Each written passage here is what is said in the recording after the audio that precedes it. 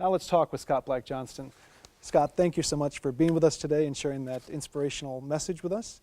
I thought we might begin with just talking a little bit more about the power of the Psalms. I know many people that have kind of discovered the secret inspiration that they hold, and it seems to be your main prayer prescription. Why don't you speak a little bit more about how they've resonated in your life and how you've seen them make a real change in people that you've told to go to the Psalms? Recently, there was a woman in my office going through a pretty tough time, was in the middle of a divorce. And she wondered whether she could keep her faith in the midst of the difficulty that she was going through. And I pulled out the Psalms and I turned it open and I handed it to her. And there it was, she sat, she read it for a few minutes and she looked up at me and she said, "I didn't know the Bible said that." And what it was saying was, you know, how long, oh Lord, will I have to go through this very, very difficult time? And so I find in the Psalms an incredible amount of human honesty. People just lay it out there to God. This is what I'm feeling, and they put it in front of the Almighty and as an offering, and assume that God will respond. And the poetry of the Psalms, we have to appreciate the poetry, the sheer poetry of the imagery in the Psalms. I must ask you, Scott, I'm sure we were all moved as you were by that epiphanous, revelatory moment at Assisi. You know, when what it means to be human was conveyed to you in the form of little photos of pictures of, humanity there, and reminded you that how you beautifully closed your message about how God cares for each one of us with love and compassion and patiently waits for us to respond to others in kind. But have to ask you, how did you learn to trust that you, Scott, are on God's radar screen? Well, there's no one moment when I would say that happened. It's the accrual of a lot of moments over time. I'll tell you one story. About a year ago in New York City, it'd been a tough year. It was a tough year everywhere economically. But about a year ago, the phrase that was being used again and again in my church was, "I wonder if there's going to be another shoe to drop," because the economy was in such a downward spiral. And we were having difficult times making ends meet.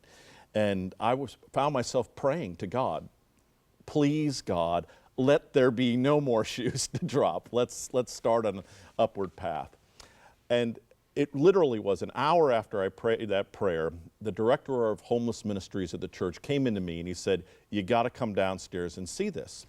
And so I went downstairs and there were a bunch of off-duty New York City cops hauling in bags of counterfeit work boots that they'd confiscated from a counterfeit factory, and they were bringing them in for us to distribute to the homeless. And I thought, okay, I get it, God. Another shoe has dropped, but this time you dropped it on us. And it was a revelatory moment for me. I felt, yes, that kind of trust. You don't always get what you're looking for, though. You don't always get a winning lottery ticket. Sometimes you just get some counterfeit shoes, but it's enough. Discipleship like that gets us past that question, how do we know God cares for us? I mean, isn't that the next phase from asking the question, how do we know God cares? I would pick up on that. I think what's interesting is that in some of the most challenging times, like you call out, God offers us this opportunity to go deeper and to really think about how we're being called to react to each other, as you intimated in that. And that there's a beautiful message in that of us being more present in what we have and what we're there to offer each other in faith, don't you think? I do think that. In fact, a lot of times, whenever anything bad happens, the first thing, television reporters love to do this. They love to find somebody who's asking about, does God exist because this bad thing happened? The resource that we have for responding to that really is Scripture, because in the Bible is mostly about people going through hard times and God being in the midst of it. It's not like the Bible is everybody skipping down the yellow brick road, oh, we're happy on our way to see the wizard. It's tough times. It's invading armies. It's famine. It's disease. It's widows and orphans, and it's the resources of the traditions that you evoke on the show usually arise out of the crucible of some pretty difficult moments. Yeah, and in the midst of those moments of isolation and despair, death, the realization that although God does not prevent those kinds of disasters and tragedies, God is there. God is not absent from them. God weeps too with us. Absolutely. How do you have two beautiful children, Isabella and Ollie. That's correct. 11 and 6. How do you talk about God to your children?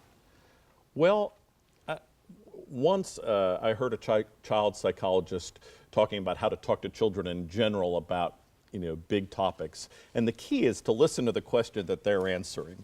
My problem on a show like this, but also with my own children, is I want to answer a whole lot more. I want to answer what's going on in the back of my head. And the key, I find, is to answer what Ollie or Isabella is actually asking me. And that usually gets me a long ways. Answer a little bit, then wait for them to ask a follow-up question if they want to. Most of the time, their attention has already bounced on to something else, and they've got me thinking about the problem of evil or something like that. Well, we wish we had so much more time with you. You'll have to come back and visit us again, Scott. Thank you for being here today, okay? It's been a delight. Great.